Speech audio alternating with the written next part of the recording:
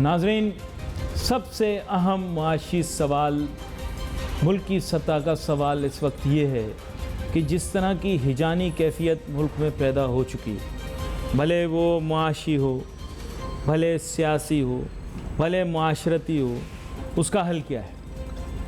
अजीब किस्म के हालात के अंदर मुल्क जैसे जकड़ सा गया है।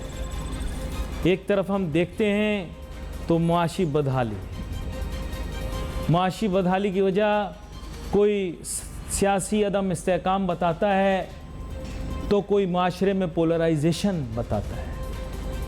लेकिन सच बात यह है कि इस वक्त समझ में नहीं आ रहा कि मामलात किस तरफ को जाएंगे। इसी सिलसिले में मैंने कोशिश की कि आज सॉल्यूशन बेस्ड प्रोग्राम करें कि मुल्क की मईशत को, मुल्क के हालात को, मुल्क के मामलात को अब किस तरह से सुधारें। लेकिन हमें यह भी याद रखना है कि तसादुम की कैफियत में नहीं जाना।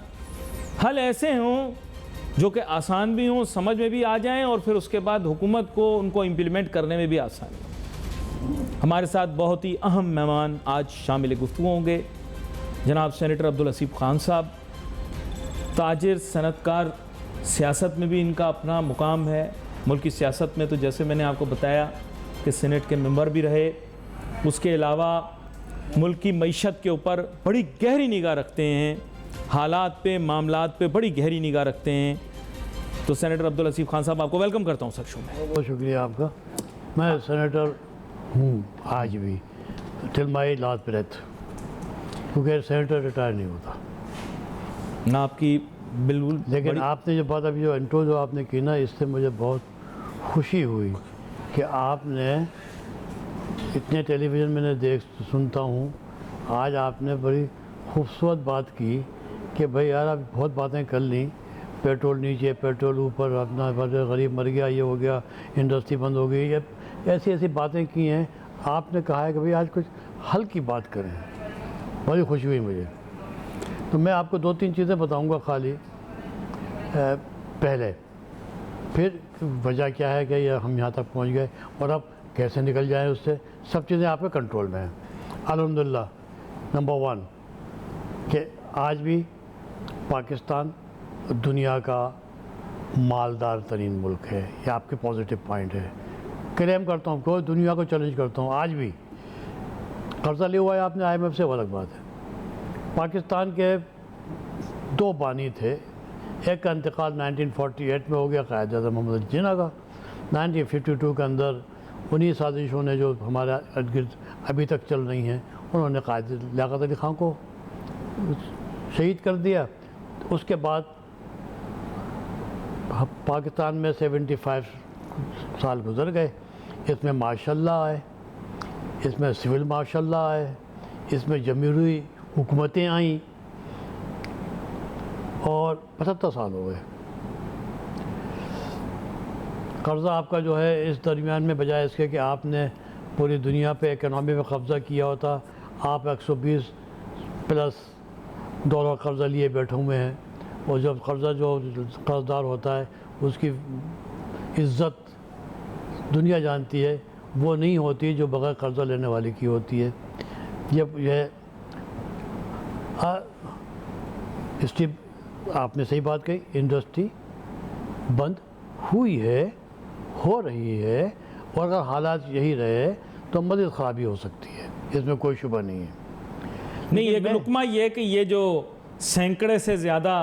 सैकड़ा अरब डॉलर से ज़्यादा जो कंधों पे बोझ है हमारे मुल्क के, और प्रोग्राम के आगाज़ से पहले आप कह रहे थे कि ये बोझ जो है ये सारी कौम पर बराबर का बैठा हुआ है। सही है, ये कुछ भी नहीं है, ये बोझ कुछ भी नहीं है।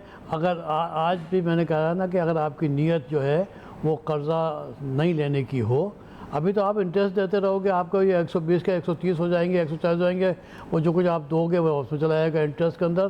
तो ये तो है ना, तो इसको ठीक करना है ना, तो मैं उसका रास्ता बताऊँगा आपको। बताएं।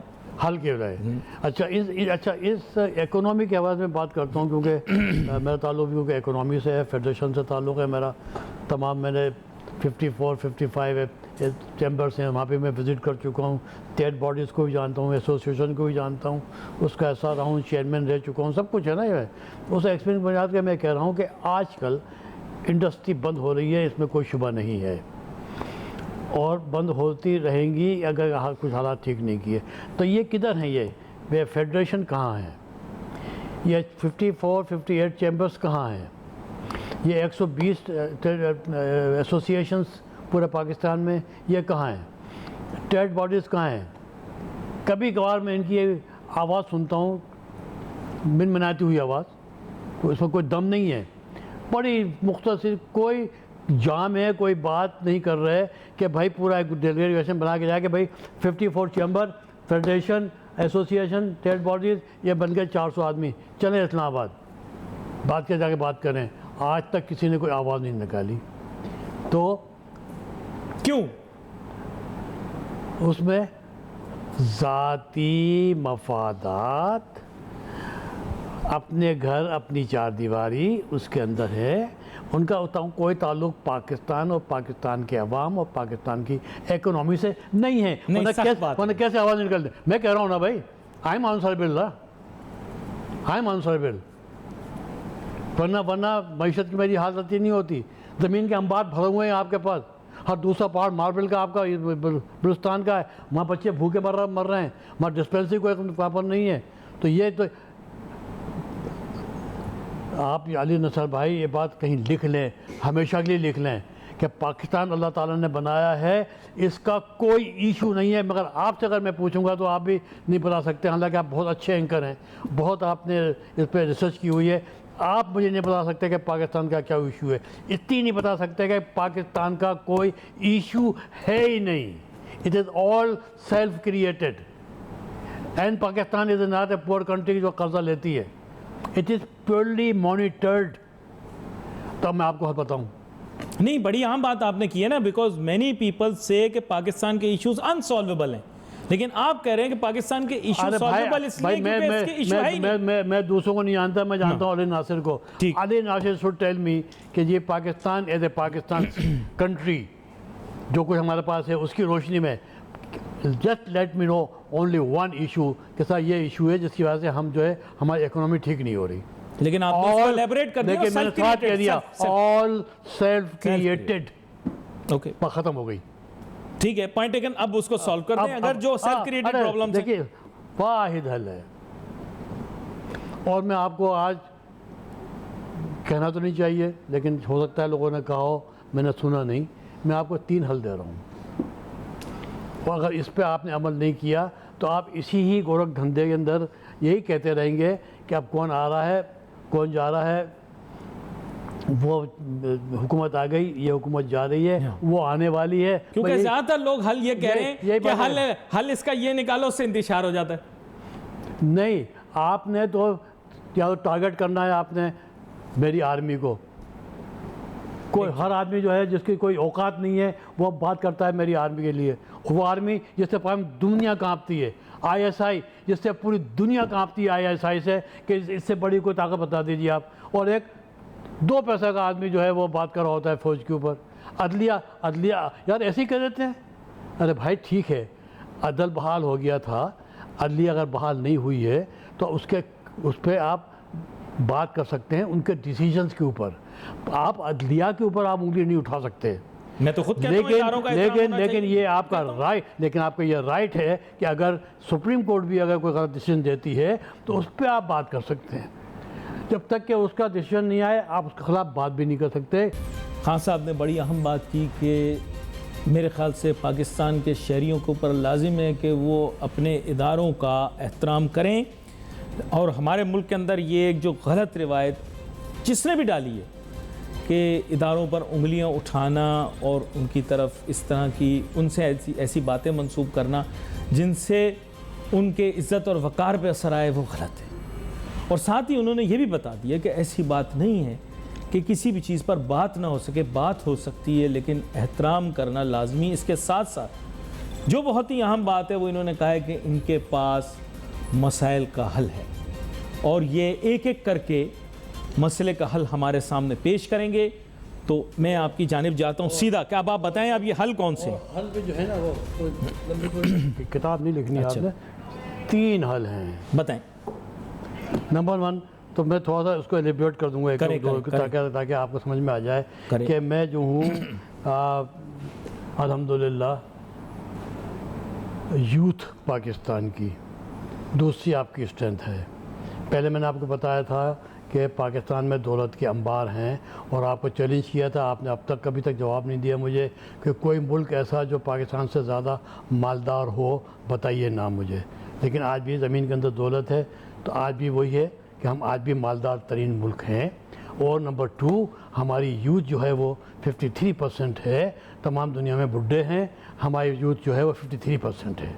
और मेरी यूथ जो है वो तो मैंने मान लिया आपको। देखें, जवान लोगों की तादाद बहुत ज़्यादा पाकिस्तान है, जवान लोगों की तादाद बहुत ज़्यादा पाकिस्तान, मानता हूँ। हाँ, वो आप अगली मत मानिए, पिछले वाली 52% है। ठीक है, मान लिया।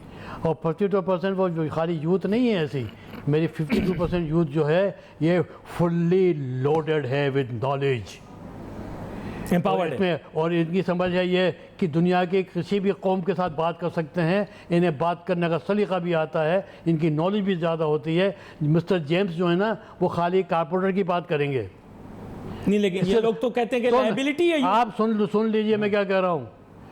मिस्टर जेम्स के साथ पास जाएंगे, वो कार के मैकेनिक हैं, तो उनसे बात करेंगे, वो कहेंगे भाई कि भाई मैं तो कारपोरेटर तक मैं कर सकता हूँ, मुझे नहीं पता कि व्हील बैलेंसिंग कैसी होती है। और आप जाइए पाकिस्तान के अपने मिस्त्री के पास जाइए, मैं बच्चा होगा मेरा 18 साल का, जो कह रहा था छोटे पाना लेके आ, उससे बात करेंगे तो पूरे पाक इंजन की बात करेगा वो। तो आप मेरे यूथ की बात आप करेंगे तो they are the best in the country. अब और मैं तमाम यूनिवर्सिटी में जाता हूँ, यू नो इट कि मैं तमाम यूनिवर्सिटी में जाता हूँ। क्या यूनिवर्सिटी में मैं 8 साल बैठा हूँ मेरे सिंडिकेट के अंदर। मैं आपसे बड़े वसूख से कह रहा हूँ कि मेरा यूथ, इसको आप लोगों ने, हमने, हुकूमतों ने, किसी ने इनको डायरेक्शन नहीं दी। ठीक है जी, और मैं उसका हिस्सा हूँ। यूथ पार्लियामेंट बहुत पूरे पाकिस्तान में बनी हुई है। मैं बहुत सी यूथ पार्लियामेंट का पैटर्न चीफ हूँ और मैं उनको कोशिश कर रहा हूँ कि वो आप, लेकिन एम्पावर्ड नहीं है ना यूथ हमारी। नहीं, अभी बता रहा हूँ ना, अभी आप बीच में फिर आपने कहा ना, अभी तो मैं आपको हल बता रहा हूँ। पहला हल इस यूथ को डायरेक्शन मैं अभी दे रहा हूँ आपके सामने बैठ के। अब मैं इनके साथ बैठ के काम करूँगा इंशाल्लाह। ये काम दे रहा हूँ कि मेरे बच्चों, आप जितने लोग हैं वो उसमें से मेजॉरिटी जो है वो आपकी अब वोटर है। इस मरतबा इलेक्शन में यूथ को जो है वो भरपूर हिस्सा लेना है और अपने यूथ में से ही आपने लीडर हैं। यूथ क्योंकि जो पार्लियामेंट बनी हुई है उसके अंदर लीडर्स हैं, आप उसमें से लेके उनको सेलेक्ट कीजिए। किसी पार्टी को एज ए सियासी कारकुन आप जो है उनका ना बने, पुजारी ना बने कि वहाँ जाके बैठ जाएं अपने पुजारियों के तरीके से, और कि आपको कोई बड़ा बुद्ध जो है वो आपको हुक्म दे और पुजारी आप पूजा करके आ जाएं। आप सियासी कारकुन किसी का ना बने। आपकी यूथ की अपनी पार्लियामेंट होनी चाहिए पूरे पाकिस्तान बेस के ऊपर, पूरे यूनाइटेड हों और हर नौजवान जो वोटर है वो इलेक्शन में हिस्सा ले। 38% 35% के ऊपर फैसले हो जाते हैं कौन मिनिस्टर है और कौन प्राइम मिनिस्टर है। और जब ये बाहर निकल के आएंगे, अभी एक और ताकत, दूसरा हल बता रहा हूँ मैं आपको। तो एक तो ये यूथ हो गई आपकी। दूसरा हल वो ये है कि मैं एनी शाहिद हूँ, पाकिस्तान की वुमेन एंटरप्रेन्योर्स तमाम दुनिया में आप किसी के साथ भी जाके कम्पीट कर लीजिए। मैं हल्फिया कहता हूँ, जब ये जाते हैं अपना दुबई में, जब ये जाती है मेरी एंटरप्रेन्योर जाती हैं अपने सामान लेके बेचने के लिए इंडिया के अंदर, तो दिल्ली में, बॉम्बे में पाकिस्तानी पेविलियन का माल पहले बिकता है, इंडिया का माल बाद में बिकता है। इन खातून को क्या दिया है गवर्नमेंट ने? आज तक उनका कोई फेडरेशन भी नहीं है। अगर फेडरेशन नहीं है तो सेंट्रल जो है उनको कोई मदद नहीं कर सकता। और यहाँ की फेडरेशन जो आपकी है पाकिस्तान की, जिसमें मर्दों की हुक्मरानी है, ये कभी भी एम्पावर नहीं करेंगे औरत को। इन्होंने कभी पैसे नहीं दिए। मैं हिस्सा हूँ फेडरेशन का, कोई कंप्लेंट नहीं कर रहा हूँ, कोई शिकायत नहीं कर रहा हूँ, हमारा ट्रेंड ही नहीं है। और ये बेचारियाँ अपने तौर पे इधर उधर से अपने थोड़ा करा के थोड़ा बहुत अपना हुनर से वो कर लिया अपने, और लिबास बनाया जाके अपना जाके दूसरे कंट्री में जाके एग्जीबिशन कर ली। तो भाई उनकी फेडरेशन क्यों नहीं बना रहे? इंटरप्रेन्योर पूरे पाकिस्तान में हैं, हर शहर में हैं, बिल्कुल, और हुनर लिए हाथ में बैठे हुए हैं। तो दूसरा हाल ये है कि मेरी बहनों, आपसे मेरी दरख्वास्त है, आप इंटरप्रेन्योर्स हैं, आपके समझ है, आपको भी चाहिए कि अब आप किसी का आलाकार ना बने। इंटरप्रेन्योर का अपना, वुमेन इंटरप्रेन्योर का अपना एक प्लेटफॉर्म होना चाहिए। और आप जब अपना एक प्लेटफॉर्म बनाएंगी तो आप यकीन जानिए कि चैम्बर्स वगैरह ये आपका साथ दे नहीं दें, हुकूमत आपका साथ नहीं देना दे, लेकिन आपको जो है मुझ जैसे पागल और भी होंगे जो कि आपको सपोर्ट करेंगे, और फिर आप अपना माल लेके जाके बेचे आइए और फिर आके लेके आइए। ये दो बातें हो गई। अब मैंने क्या किया है, मैंने एक ताकत की बात कर रहा हूँ। मैं खाली कह देना या कि इलेक्शन हो जाए, इलेक्शन में जीत जाएंगे, वो उंगली उठ जाएगी एम्पायर की, उंगली नीचे हो जाए, कि हम क्या बातें कर रहे हैं यार, शर्म आने लगी है मुझे बातें सुनते हुए। अब मैं टेलीविज़न देखना मैंने बंद कर दिया है। कब तक मैं ये सुनता रहूँ एम्पायर एम्पायर एम्पायर? क्या कोई ताल्लुक़ ही नहीं है कोई। मैं तो उनकी बात कर रहा हूँ कि जो कि खामोश बैठे हुए हैं, वुमेन एंटरप्रेन्योर, स्टूडेंट्स और मेरी यूथ। हो गई बात, ये दो बातें हो गई भाईजान। हाँ, बहुत आम बातें हैं। अच्छा, अब तीसरी बात कर लूँ कि अब हर हाल में अगर कानून साजी ना हो, कानून साजी किस बात की अभी बताता हूँ, वो हल्का तीसरा हाल है। अगर कानून साजी होगी तो वो इफेक्टिव होगी, क्योंकि कानून जो बन जाता है तो फिर वो ये नहीं होता कि आज आप आ गए हुकूमत में तो आपने आके वो उसको बंद कर दिया, फिर दूसरा आया तो उसने खोल दिया, फिर तीसरा आया उसने फिर बंद कर दिया। मजाक कर रहे हैं इकोनॉमी के साथ, और फेडरेशन खामोश है, चैम्बर्स खामोश हैं। तो मैं सबसे बड़ी बात कहने जा रहा हूँ कि जब तक कानून नहीं बने, फेडरेशन को बैठना, कराची के अंदर हेड ऑफिस में बैठना हराम है। इंडस्ट्री बंद हो रही है, अगर इंडस्ट्री बंद हो रही है तो अनएम्प्लॉयमेंट होगी, अनएम्प्लॉयमेंट होगी तो फिर रोड के ऊपर जाके फिर वहाँ पर जो है वो फिर सिविल वार होगी, फिर गरीब की रोटी आधी हो जाएगी। मिनिस्टर कहता है आपका बैठ के इस्लामाबाद में कि अगर 4 भाई हैं तो एक रोटी के 4 टुकड़े करके एक टुकड़ा बांट लो। सुना होगा, पढ़ा होगा आपने, सुना होगा आपने टीवी पे, मैंने सुना है टीवी पे कि 4 टुकड़े करके एक टुकड़ा बांट लो। तो इसलिए कानून साजी नहीं करें तो फेडरेशन और चैम्बर्स 54 और एक फेडरेशन ये और एसोसिएशंस ये जाके इस्लामाबाद में प्रॉपर तरीके के साथ, शरीफाना तरीके के साथ तजावीज़ दें। वो तजवीज़ क्या है? बहुत आसान, कि ये हर हुकूमत आके नए आपने आजमाती है नुस्खे, हकीम अजमल ख़ान वाले और अपने वाले, और वो आके इकोनॉमी को ठीक करने की कोशिश करती है, मज़ीद बर्बाद कर देती है। फिर दूसरे भाई आते हैं हमारे, वो अपना नया नुस्खा लेके आते हैं, किसी पुराने हकीम का वो लेके आते हैं, उससे भी कुछ नहीं होता, मरीज़ मर जाता है। लिहाजा अब वक्त है, अब इंडस्ट्री के पास सांस लेने की गुंजाइश नहीं है। अब ये कोई वो घिसा जुमला नहीं है कि वो जो है वो वेंटिलेटर पे आ गई है। हम बहुत आसानी से बोलते हैं, एंकर सवार का सुनते हुए मैंने अपने, और वहाँ बैठे हुए हैं हमारे इंडस्ट्री के लोग बैठे हुए हैं, वो कह रहे हैं कि सर अब तो ये वो वेंटिलेटर पे आ गए, तो फिर अल्लाह करे अगर ऐसे लोग हैं तो वो मर जाए एंटी वेंटिलेटर के ऊपर, अगर कुछ नहीं करे इस मुल्क के लिए। सब कुछ मौजूद है मेरे मुल्क में, तो कानून बना दें। कानून किस बात का? Independent autonomous authority for economy. इसकी तफसीलात आपसे लूँ। इन्होंने हमें हल बताए जिनसे मुल्क की मईशत, मुल्क का माशरा, मुल्क के हालात बेहतर हो सकते हैं। और उसमें जो अहम नुक्ता था, क्योंकि गुफ्तगू का महवर मईशत रहा, इन्होंने कहा कि एक ऐसी ऑटोनोमस आज़ाद अथॉरिटी का क़याम जिसका फोकस इकॉनमी होना चाहिए।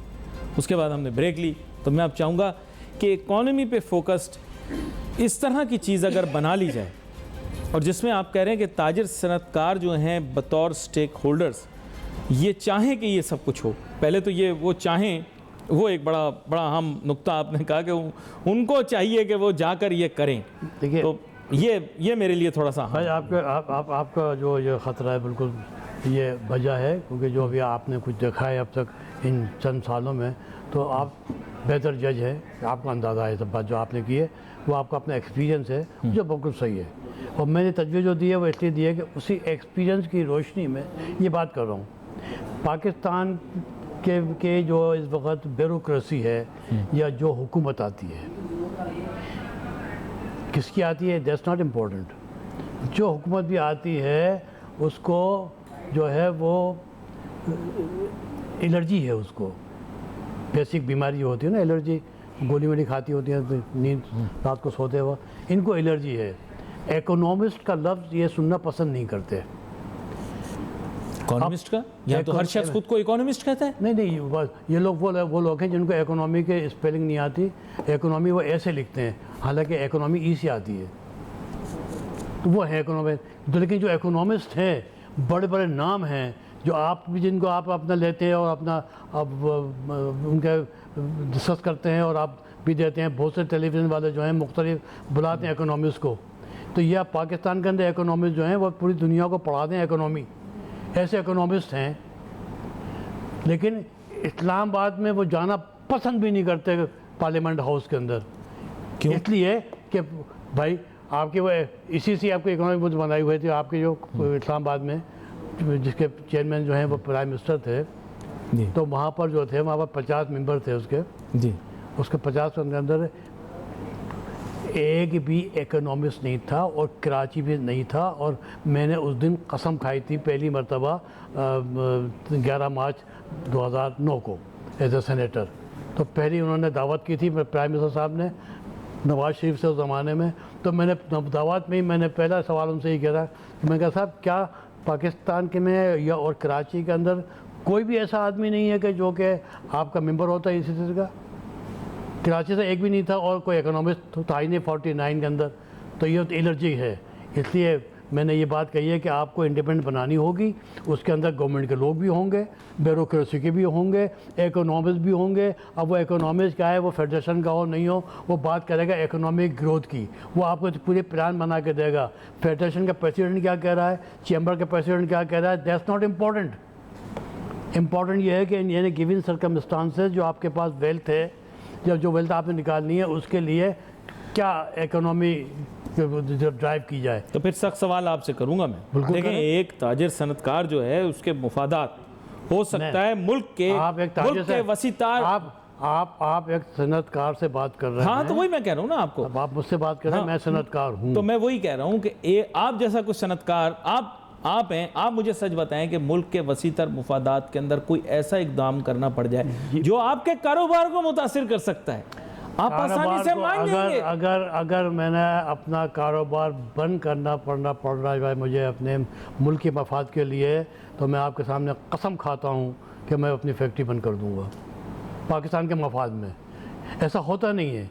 अगर इकोनॉमी में खराबी पैदा होती है तो बंद करने की जरूरत है। आप तो एक्सट्रीम मेजर पे चले गए। मुनाफा मुतासिर होता है। आपको बताइए, मैंने या इंडस्ट्री ख़राब है आज नहीं है, बताइए मुझे है। मैंने एक आदमी भी मैंने नहीं निकाला अपनी यहाँ से, और 25% आदमी निकालने के अंदर आपकी प्रोडक्शन के ऊपर कोई फ़र्क नहीं पड़ता, क्योंकि मुलाजमत बाहर मिल नहीं रही है। मैं अगर निकाल दूंगा तो उनको दोबारा मिलेगी, तो मैं उनसे काम ज़्यादा ले लूँगा तो 1 घंटे ज़्यादा काम कर लेंगे, मेरी फैक्ट्री चलेगी। मैंने आज तक एक आदमी नहीं निकाला कि एक आदमी अगर निकाल दिया तो ये फिर कहाँ जाएगा। तो मैं ये बात इसलिए सोचता हूँ कि मेरे मुल्क की आवाम है ये, अगर ये गरीब आदमी पिसेगा तो मुझे जवाब देना होगा, फिर ऊपर आंसर करूँगा अल्लाह मियाँ के यहाँ। नहीं, लेकिन जिन लोगों को आप इस्लामाबाद भेज रहे हैं कि वहाँ जाओ, जाकर ये ऑटोनमस इदारा बनवाओ, उनमें से कितने ऐसे होंगे? नहीं, उनमें से कितने ऐसे होंगे जो अपने मुनाफे को मुतासिर करने सारे वो निकल के आएंगे कि जो कि फेडरेशन की सीढ़ियाँ नहीं चढ़ते, लेकिन अपनी जगह पर उनका एक कद है और वो अपने कद के साथ रहते हैं और मशवरे देते हैं। बहुत से लोग आपके पास टीवी में आते हैं, I would not like to name it, और आपके पास आते हैं बैठ के आप उनसे मशवरे लेते हैं। वो आपको वो जो मशवरे देते हैं कि मैं सुनता हूँ, नोट करता हूँ यार कि एक आदमी आपने बताया इकोनॉमिस्ट, वो इस्लामाबाद की सीढ़ियों पर नहीं चढ़ता। जानते हैं आप किसका नाम ले रहा हूँ मैं? नहीं चढ़ा, कभी नहीं चढ़ा सीढ़ी है। तो वो आएगा कि क्यों आएगा कि भाई अब तो शुल्फों की बात हो रही है, वहाँ पर बात होगी, वो काउंसिल है, इंडिपेंडेंट है, कोई ताल्लुक़ प्राइम मिनिस्टर से और सदर से नहीं है, वो ऑटोनोमस है, लिहाजा वो अपनी राय भी देगा। फिर दूसरा इकोनॉमिस्ट होगा, वो राय देगा, तो इकोनॉमिस्ट बैठे होंगे, इतने बहुत से लोगों की राय के बाद जो चीज़ सामने निकल के आएगी, मेरी जान अली नासिर साहब, वो पाकिस्तान के मफाद में होगी और पाकिस्तान के आदमी के नफाद में होगी। अगर आपने ये नहीं किया, आप उस मुकाम पे आपने मुझे पहुंचा दिया है कि अगर मैंने फैक्ट्री बंद कर दी और मेरे दोस्तों ने फैक्ट्री बंद कर दी और लोग बाहर निकल आए, तो सिविल वार होगी। ये याद रखिएगा, मैं आपके डायरेक्ट कह के जा रहा हूँ आपको कि अगर आपने तदारुक अभी तक नहीं किया और कोई रास्ता, इधर मैंने आपको अपनी एक राय दी ना, इस पर काम किया जाएगा कि भाई वो एक जो आपने इंडिपेंडेंट अथॉरिटी जो आप बनाना चाहते हो इकोनॉमी के हवाले से, उसके क्या खदोखाल होंगे, उसमें इकोनॉमिस्ट होंगे। लेकिन आपने कहा मैं फिर उस दिन आप दरख्वास्त करूँगा कि भाई अब हम ये ओपन बात करेंगे। मेरे साथ एक मेरा दोस्त इकोनॉमिस्ट आएगा, मैं इंडस्ट्री, वो इकोनॉमिस्ट, हम दोनों कॉम्बिनेशन है, हम दोनों बैठ के बात करेंगे। आप सवाल बना लीजिए, हम आपको बताएंगे क्या क्या पैरामीटर्स होंगे अथॉरिटी बनाने के लिए। उसमें गवर्नमेंट होगी, को हम आज़ादी नहीं चाह रहे। स्टेट बैंक भी तो आपका ऑटोनमस बॉडी है, वो ऑटोनमस नहीं है वो अलग बात है, मैं उसकी तरफ नहीं जा रहा हूँ, लेकिन ऑटोनमस है ना, तो ऑटोनमस आप इकोनॉमी बना लो यार, कोई टच नहीं करे। हम प्लानिंग करते हैं तो 5 साल के करते हैं, 10 साल के करते हैं, 15 साल के करते हैं। आप 3 साल बाद एक कुर्सी घसीट ले दो मेरी, हम तो हमसे गिर पड़ते हैं, तो इकोनॉमी कहाँ से इम्प्रूव होगी। ये नुक्ता और ये बात बड़ी गहरी है, फिर बड़ी दूर तलक जाएगी। अब ये कि उसका प्रीएम्बल आज हमें मिला है, कुछ हमने डिस्कस की है, क्योंकि सोल्यूशन बेस्ड प्रोग्राम भी होने चाहिए। मैं देखता हूँ कि यहाँ पे इशू बेस्ड प्रोग्राम्स होते हैं, प्रॉब्लम्स बेस्ड प्रोग्राम्स होते हैं, प्रॉब्लम स्टेट हो जाते हैं, सोल्यूशन नहीं होते। आज का प्रोग्राम हमने किया ही इसलिए कि ताकि जो है ना सोल्यूशंस हमारे सामने आए, और 3 सोल्यूशन बड़े अहम आए, और उसके अंदर अब्दुल हसीब खान साहब ने बताया। जी, आपने इंट्रो में कह दिया था कि भाई, हालांकि आपने भी बात हुई कि भाई अब हम कोई हल की बात भी करनी चाहिए। मैंने पता नहीं क्या क्या सोच के आया था, आपकी इन बातों को ऊपर मैंने ये जहन से ये 3 ये है नहीं, हल के ऊपर बात हुई ना आज। देखें आप प्रोग्राम में हल के अलावा कोई बात नहीं है, सोल्यूशन के ऊपर बात हुई है। इस तरह सोल्यूशन निकालना है, ऐसे निकालना, उसका जो है मैंने कहा प्रीएम्बल हो गया, एक सिस्टम उसके लिए डिवाइस करना है, जिसके लिए एक दफ़ा और करूँगा मैं अपने पब्लिक से, सियासतदानों से, आवाम से, सबसे, स्टूडेंट से, वुमेन, सबसे, पूरे पाकिस्तानियों से मेरी एक अपील है कि खुदा के वास्ते पाकिस्तान पर रहम करें। इदारों का नाम लिए बग़ैर आप जो मर्ज़ी आए करें, आगे बिल्डिंग में आग लगा दें तो कोई ज़्यादा नुकसान नहीं होगा। इदारे के ऊपर उंगली उठाना बग़ैर किसी वजह के, बग़ैर किसी नॉलेज के, यार ये पाकिस्तान के साथ दुश्मनी है। तो मैं समझता हूँ कि मेरे भाई ये बात को महसूस करते हुए आज के बाद से इदारे पे उंगली ना उठाएं, चाहे आप कहीं जाके अपने ऐसी मिट्टी को करके आग लगा दें ताकि आपकी हसरत पूरी हो जाए, इदारों को तो उंगली ना उठाएं। बड़ी अहम बात आपने की है, आपका बहुत शुक्रिया, आप शो में हमारे साथ शामिल हुए। नाजरीन, हम आपके पैगामात के मुंतज़िर रहते हैं और इसी तरह के मौज़ूआत लेकर आपके सामने आएंगे। We wait for message on Facebook. Ali Nasir हमारी टीम को इजाज़त दीजिए। अल्लाह हाफ़िज़।